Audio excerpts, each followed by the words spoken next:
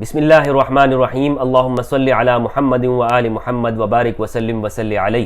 السلام علیکم ورحمۃ اللہ وبرکاتہ۔ امید کرتا ہوں آپ لوگ خیر سے ہوں گے۔ اللہ عز و جل آپ سب کو اپنے حفظ و امان میں رکھے۔ امام بخاری اور امام مسلم نے اپنی صحیح کے اندر روایت کیا اور دیگر محدثین نے کہ رسول اللہ صلی اللہ علیہ وآلہ وسلم نے حضرت عمار رضی اللہ تعالیٰ عنہ سے یہ فرمایا، عمار تجھے ایک باغی گروہ قتل کرے گا، عمار انہیں اللہ کی طرف جنت کی طرف بلانے والے ہوں گے اور وہ عمار کو جہنم اور آگ کی طرف بلانے والے ہوں گے۔ یہ حدیث متواتر ہے۔ امام بخاری نے اسے اپنی صحیح کے اندر دو جگہ پہ روایت کیا ہے، ایک کتاب الصلاۃ باب التعاون فی بناء المسجد کے اندر حدیث کا نمبر ہے 447، اور ایک کتاب الجہاد والسیر کے اندر باب مسح الغبار عن الناس فی السبیل میں، اور حدیث کا نمبر ہے 2812، اور اسی طرح امام مسلم نے اسے اپنی صحیح کے اندر روایت کیا، حدیث کا نمبر ہے 2915۔ تو یہ حدیث اس حدیث سے معلوم ہوتا ہے کہ عمار بن یاسر رضی اللہ تعالیٰ عنہ کی شہادت وہ باغی گروہ کے ہاتھوں ہوگی، اور یہ سب کو معلوم ہے، تمام محدثین نے، سیرت نگاروں نے، تاریخ دانوں نے یہ بات لکھی ہے کہ حضرت عمار رضی اللہ تعالیٰ عنہ کو شامی باغی گروہ نے قتل کیا تھا، وہ شامی گروہ جو امام علی علیہ السلام کی مخالفت میں نکلے تھے اور ان کے امیر معاویہ بن ابی سفیان تھے۔ اس حدیث سے ہمیں یہ بات بھی معلوم ہوئی کہ جس طرح ابن حجر عسقلانی نے فتح الباری میں اس حدیث کی شرح میں لکھا ہے کہ امام علی علیہ السلام، وہ حدیث سے معلوم ہوا کہ وہ حق پر ہے، اور اس میں امام علی کی بہت بڑی فضیلت ہے اور حضرت عمار رضی اللہ تعالیٰ عنہ کی، اور نواسب کے اوپر رد ہے کہ جو یہ سمجھتے ہیں کہ امام علی علیہ السلام اپنی جنگوں میں حق پر نہیں تھے۔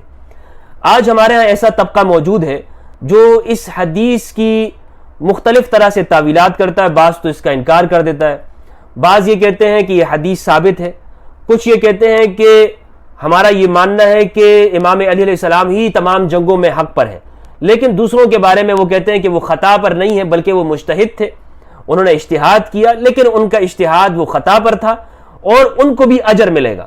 اور ان کو اجر کیسے ثابت ہوتا ہے؟ کیونکہ بخاری، مسلم، سنن ابن ماجہ، ابو داؤد کے اندر یہ روایت ہے کہ حاکم جب اجتہاد کرے اور وہ خطا کر جائے تو اس کے لیے ایک اجر ہوتا ہے۔ تو اس وجہ سے ان لوگوں نے خطا کی، اجتہاد کیا اور ان کا اجتہاد خطا پر ہے، لیکن انہیں پھر بھی ایک اجر ملے گا، یہ ناحق نہیں ہے، باطل نہیں ہے۔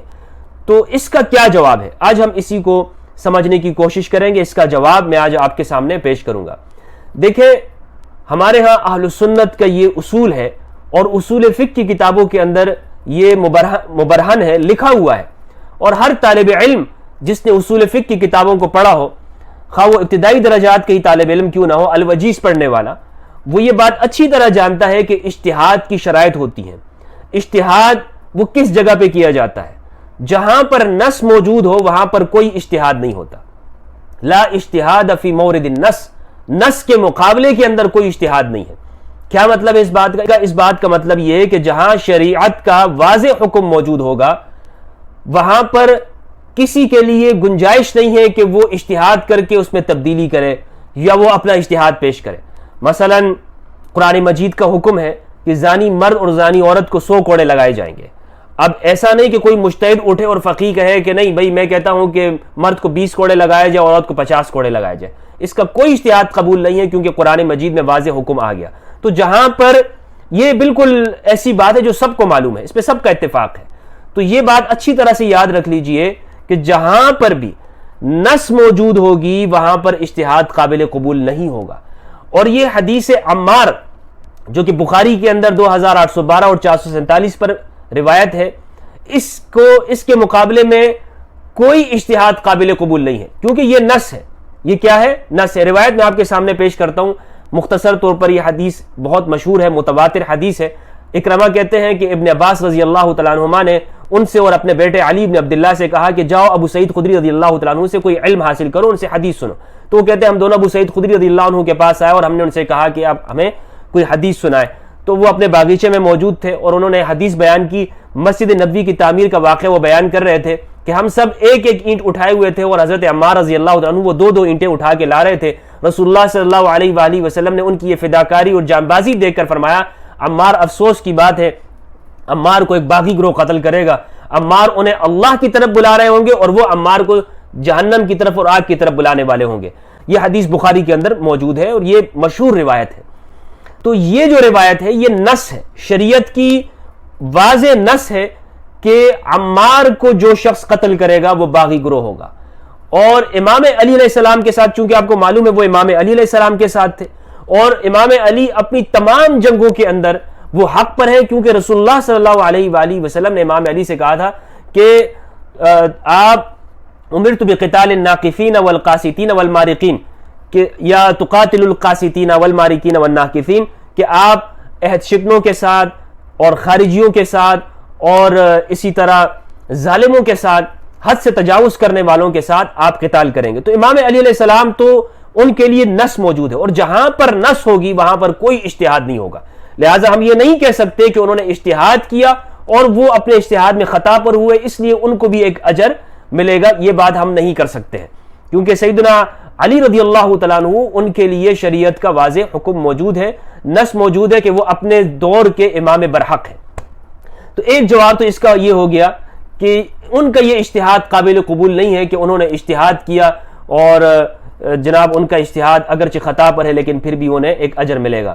دوسری بات یہ ہے کہ یہ جو روایت ہے یہ اس درجے پر کثیر صحابہ کرام نے اسے روایت کیا کہ یہ حدیث محدثین نے لکھا ہے، جس طرح سیوطی نے اس کو لکھا ہے کہ یہ حدیث متواتر ہے، اور عمر بن عاص سے بھی یہ حدیث مروی ہے. ذہبی نے سیر اعلام النبلاء میں عمار بن یاسر رضی اللہ عنہ کے حالات زندگی میں لکھا ہے کہ عمار بن یاسر کے قتل کے بارے میں جب عمر بن عاص سے پوچھا تو انہوں نے کہا کہ ہاں ہم نے انہیں قتل کیا ہے. اور معاویہ بن ابی سفیان کے سامنے جب عمر بن عاص نے یہ بیان کیا کہ عمار بن یاسر تو شہید ہو گئے تو معاویہ نے بھی اس کا انکار نہیں کیا کہ یہ حدیث نہیں ہے، بلکہ انہوں نے بھی کہا کہ اس میں تعویل کی ہے. تو اس کے ایک راوی خود وہ بھی جانتے ہیں کہ یہ روایت صحیح ہے اور موجود ہے، یعنی معاویہ بن ابی سفیان کو بھی اس بات کا علم ہے. تو لہٰذا ان کا اجتہاد اب قابل قبول نہیں ہوگا، انہیں حدیث کا علم تھا لیکن پھر بھی انہوں نے قتال کیا ہے. دوسرا یہ جو جواب دیا جاتا ہے کہ حاکم جب اجتہاد کرتا ہے تو اگر اس کا اجتہاد ثواب پر ہو تو اس کو 2 اجر ہوتے ہیں، اگر خطا پر ہو تو وہ 1 اجر ہوتا ہے. یہ حدیث بھی ہم اس کا مطالعہ کرتے ہیں، یہ بخاری کے اندر روایت ہے 7352 پہ، مسلم نے اس کو روایت کیا 4487 میں، ابو داود نے اس کو روایت کیا 3574 میں، اور ابن ماجہ نے روایت کیا 2314 میں. تو یہ جو روایت ہے یہ روایت عمر بن عاص سے مروی ہے. وہ کہتے ہیں کہ انہوں نے رسول اللہ صلی اللہ علیہ وآلہ وسلم کو یہ فرماتے ہوئے سنا، اذا حکم الحاکم فاجتہد، جب حاکم اجتہاد کرے ثم اصاب فلہ اجران، اور وہ درست ہو جائے اس کا اجتہاد تو اس کے لیے 2 اجر ہوتے ہیں. وَإِذَا حَكَمَ فَاجْتَهَدَ، اور جب وہ اجتہاد کرے تو جب حاکم اجتہاد کرے ثم اخطا، اور وہ خطا کر جائے فلہ اجر، تو اس کے لیے 1 اجر ہوتا ہے. تو اس روایت کی بنیاد پہ کہتے ہیں کہ یہ لوگ اجتہاد کرنے والے ہیں، یہ لوگ اجتہاد کرنے والے ہیں. تو ان کا اجتہاد اس روایت سے ثابت ہو گیا، یعنی یہ بات ثابت ہو گئی کہ اگر کوئی اجتہاد کرتا ہے اور خطا پہ ہوتا ہے تو اس کو اجر ملتا ہے، لہٰذا ان کے لیے بھی 1 اجر ہے. اس کا جواب یہ ہے کہ یہ روایت حاکم کے بارے میں ہے، اور جب شامیوں نے اہل صفین نے امام علی علیہ السلام کے ساتھ قتال کیا تو اس وقت میں وہ حاکم نہیں تھے. حاکم تو وہ بعد میں بنے ہیں کہ جب امام حسن علیہ السلام انہوں نے تنازل کر لیا، وہ اپنے خلافت کو انہوں نے چھوڑ دیا، تو اس کے بعد وہ حاکم بنے ہیں. امام علی علیہ السلام کے ساتھ جنگ کرتے ہوئے تو وہ اس وقت باقی تھے، اس وقت میں وہ کسی طرح بھی وہ حاکم موجود نہیں تھے، یعنی ان کے پاس امارت نہیں تھی، تو لہٰذا وہ حاکم نہیں ہے. حاکم اس وقت میں امام علی علیہ السلام ہے، لہٰذا اس حدیث سے استدلال کرنا بھی اس معنی کے اندر ان کے لیے ثابت نہیں ہوتا ہے. پھر یہاں پر ایک الزامی جواب یہ ہے کہ اگر آپ یہ کہتے ہیں کہ کوئی شخص بھی اجتہاد کرتا ہے اور دوسرے کو جا کے مار دیتا ہے، قتل کر دیتا ہے، اس کے لیے اجر ہوتا ہے، تو پھر تو اس طرح آپ ان لوگوں کے لیے اجر کیوں ثابت نہیں کرتے ہیں کہ جنہوں نے حضرت ابو بکر رضی اللہ عنہ کے زمانے میں ان کے خلاف خروج کیا؟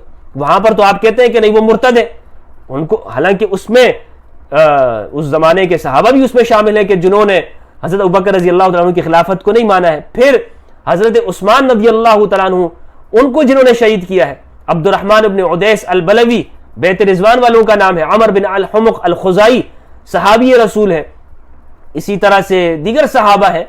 تو وہاں پر تو آپ کہتے ہیں کہ جناب یہ سب کے سب باغی ہیں اور ان کا جو خروج ہے وہ ناحق ہے.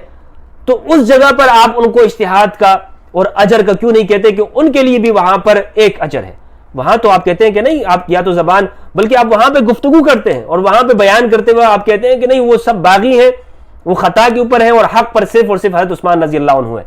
تو اگر آپ حضرت عثمان رضی اللہ تعالیٰ عنہ کے خلاف خروج کرنے والے یا وہ سامنے آنے والے مخالفت کرنے والے باغیوں کو آپ کہتے ہیں کہ یہ لوگ باغی ہیں، تو یہی بات ان کے لیے آپ کیوں نہیں کہتے اور آپ کی زبان کیوں خاموش ہو جاتی ہے، یا آپ وہاں پہ تعویل کرتے ہیں کہ جو لوگ امام علی علیہ السلام کے خلاف آئے ان کو آپ باغی کیوں نہیں کہتے، اور جبکہ نص بھی موجود ہے. اور یہ تو اہل سنت میں متواتر بات ہے، جس طرح کہ ابن حجر اسقلانی رحمہ اللہ نے بھی لکھا ہے کہ یہ بات طے ہے کہ شامیوں نے قتل کیا تھا. اور شرح صحیح مسلم میں علامہ غلام رسول سعیدی رحمہ اللہ نے بھی لکھا ہے کہ حضرت عمار رضی اللہ تعالیٰ عنہ کو باغی گروہ نے قتل کیا تھا، یعنی شامیوں نے قتل کیا. اس سب کے نزدیک اتفاقی مسئلہ، اس میں کوئی اختلاف نہیں ہے، کوئی اختلاف نہیں. حتیٰ کہ ابن حجر حتمی نے بھی تطہیر الجنان کے اندر جو فضائل معاویہ انہوں نے کتاب لکھی ہے اس میں بھی یہ بات قبول کی ہے کہ قاتلین وہ شامی ہیں، یہ بات وہ مانتے ہیں. تو سب اس بات کو مان رہے ہیں. اب جب مان رہے ہیں تو وہاں پہ صرف تعویل کرتے ہیں، اور وہ تعویل کون سی والی کرتے ہیں کہ جناب وہ مجتہدین اور ان کے لیے اجر ہے. میں نے کہا کہ اگر یہ تعویل آپ یہاں کرتے ہو تو یہ تعویل آپ کو وہاں پہ بھی کرنی ہوگی. یہ اس حوالے سے اجتہادی خطا اس کا یہ جواب تھا کہ جہاں سے آپ اس کو اجتہادی خطا کو آپ لے کر آتے ہیں اور ثابت کرتے ہیں، وہ بھی آج الحمدللہ اس تفصیل کے ساتھ باطل ہو گیا. اور انشاءاللہ یہ ہم نے حدیث کی روح سے اور اصول سے ہم نے آپ کو ثابت کر دیا. اس کو کوئی شخص جھٹلا نہیں سکتا ہے انشاءاللہ، اللہ تعالیٰ کی توفیق کے ساتھ اور اس کی مدد کے ساتھ. اللہ سبحانہ و تعالیٰ سے دعا ہے کہ پروردگار ہمیں قرآن مجید میں تدبر کرنے اور اہل بیت علیہ السلام کی معرفت عطا فرمائے. والسلام علیکم ورحمۃ اللہ وبرکاتہ.